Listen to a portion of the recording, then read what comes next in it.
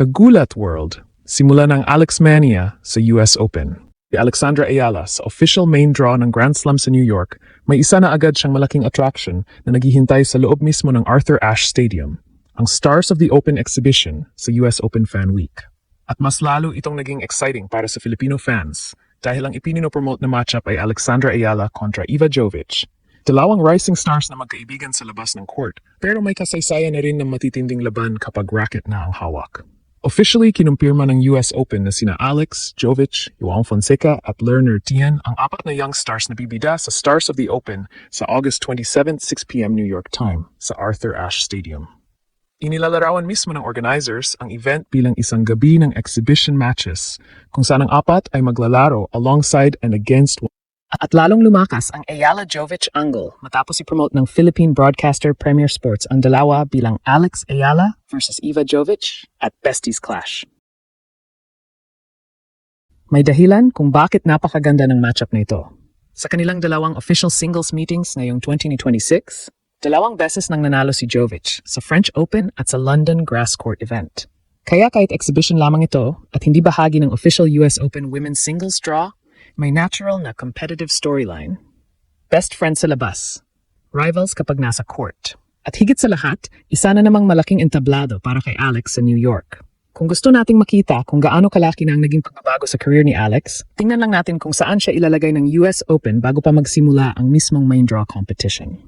Arthur Ashe Stadium. Hindi maliit na side court. Hindi simpleng practice session. Hindi rin ordinary ang fan week appearance. Ang Stars of the Open ay isa sa marquee exhibition events ng US Open Fan Week. At ngayong 2026, apat na yung players ang piniling maging sentro nito. Alexandra Ayala, Eva Jovic, Joao Fonseca at Lerner Tien. Malaking bagay ito dahil ang Arthur Ashe Stadium ang pangunahing arena ng US Open, ang lugar kung saan ginaganap ang pinakamalaking laban ng tournament. At ngayon, kabilang si Alex sa mga batang manlalarong inilalagay mismo ng US Open sa spotlight. Ito ang klase ng development na nagpapakita na hindi na lamang tinitingnan si Alex bilang promising player mula sa Pilipinas. She is becoming one of the recognizable young faces of international tennis. Sa official announcement ng US Open, tinawag ang apat na players na ilan sa pinaka-exciting young talents sa sport. Ang Stars of the Open ay babalik para sa ika-4 na sunod na taon bilang bahagi ng Fan Week at sinabi ng tournament na ang mga participants ay maglalaro kasama at laban sa isa't isa sa isang serye ng entertaining exhibition matches. Pero para sa Filipino audience, natural na ang pinakamainit na angle ay ang Alexandra Ayala-Eva Jovic matchup. Bakit? Dahil hindi ordinaryong dalawang pangalan lamang ang pinag-uusapan natin. Magkaibigan sina Alex at Eva. Mismong US Open ang tumukoy kay Alex bilang good friend ni Jovic sa kanilang feature tungkol sa Young American. Sinabi rin ni Jovic na inaasahan niyang magiging incredible ang crowd dahil pagsasama-samahin ng event ang Filipino, Brazilian at American supporters. At doon nagiging mas interesting ang exhibition.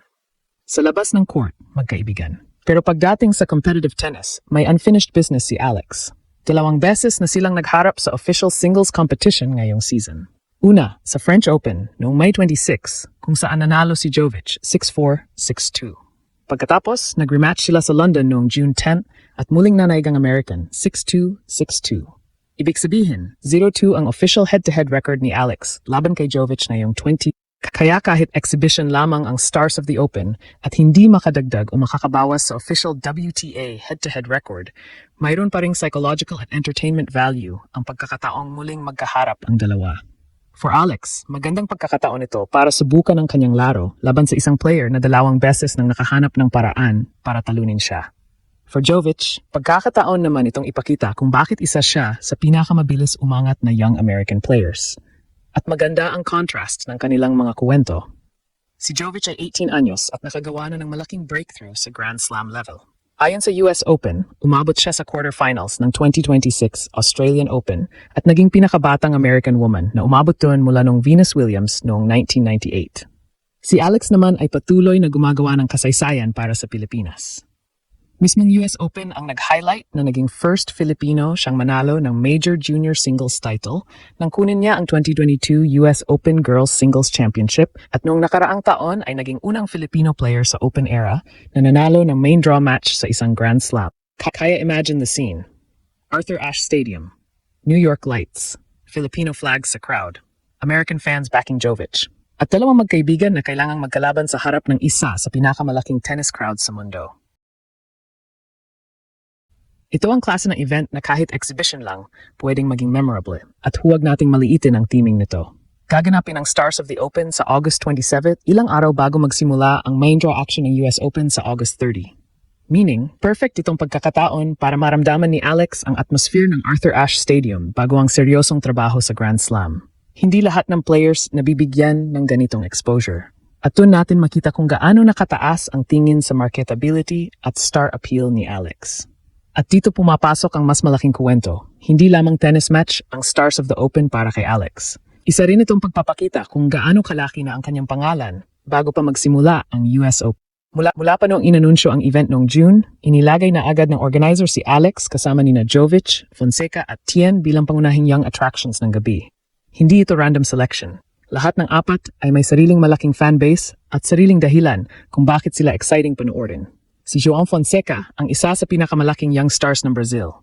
Si Lerner Tien ay isa sa emerging American men's players. Si Iva Jovic ay sa brightest young talents ng United States. At si Alex, siya ang nagdadala ng napakalaking Filipino following. Yan mismo ang isa sa mga bagay na inaasahan ni Jovic. Sa kanyang US Open feature, sinabi niyang kapag pinagsama ang Brazilians, Filipinos at Americans, inaasahan niyang magiging extraordinary ang crowd sa showcase. At para sa atin, malaking statement yon. Dahil ibig sabihin, napapansin na rin ng ibang players kung gaano kalakas ang Filipino support na sumusunod kay Alex saan man siya maglaro. New York could be another perfect stage. Napakalaki ng Filipino community sa United States at ang US Open ay matagal ng isa sa Grand Slams kung saan madaling magkaroon ng malakas na Pinoy presence kapag may kababayang naglalaro.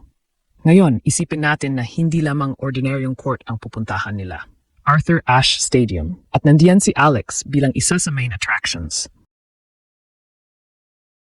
Kaya ang phrase na Alex Mania ay hindi lamang tungkol sa dami ng fans na posibleng dumating. Ito ay tungkol sa trajectory ng kanyang career.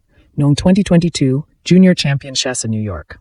Ngayon, bumabalik siya bilang established WTA player at featured attraction ng Stars of the Open. Napakalaking pagbabago sa loob lamang ng ilang taon. At nakakatuwa rin na si Iva Jovic ang isa sa makasama niya sa spotlight dahil may friendship angle, may rivalry angle, at may revenge angle kahit exhibition lamang. Muli nating linawin, ang Stars of the Open ay hindi official women's singles match ng US Open main draw at hindi rin ito official mixed doubles competition. Exhibition event, ito na bahagi ng Fan Week.